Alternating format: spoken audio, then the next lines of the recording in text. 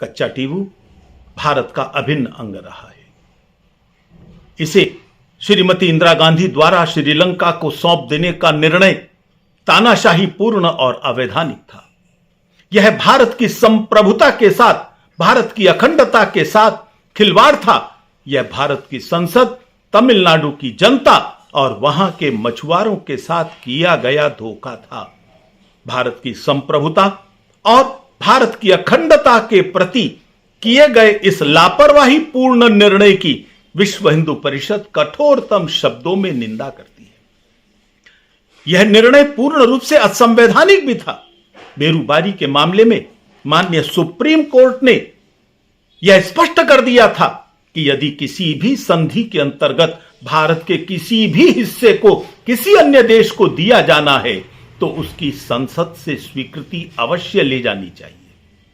यहां स्वीकृति लेने की बात छोड़ें, 1956 से लेकर 1974 तक बार बार संसद में यह प्रश्न उठाया, दसियों सांसदों ने उठाया, हर बार सरकार ने गोलमोल जवाब दिए।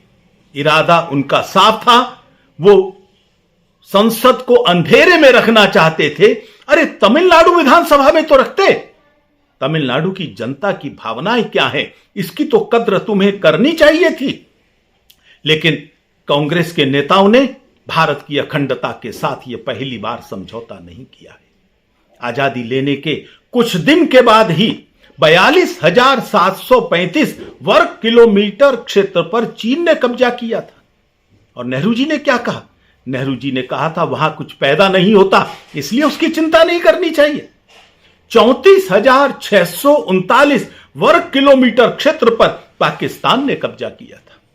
भारत माता की इस विशाल धरती को वापस लेने के लिए कांग्रेस की इन सरकारों ने आज तक कोई गंभीर प्रयास नहीं किया।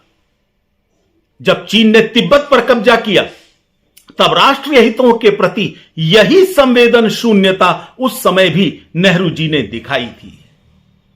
भारत की संसद को जिस प्रकार से बार बार इन्होंने धोखे में रखा है, यह निश्चित रूप से किसी भी तरह से स्वीकार नहीं किया जा सकता। विश्व हिंदू परिषद कांग्रेस नेतृत्व से जानना चाहती है कि भारतीय संप्रभुता के प्रति इतनी लापरवाही क्यों बरती गई। कच्चा टीवू को देने से कौन से हितों का आपने साधना की है?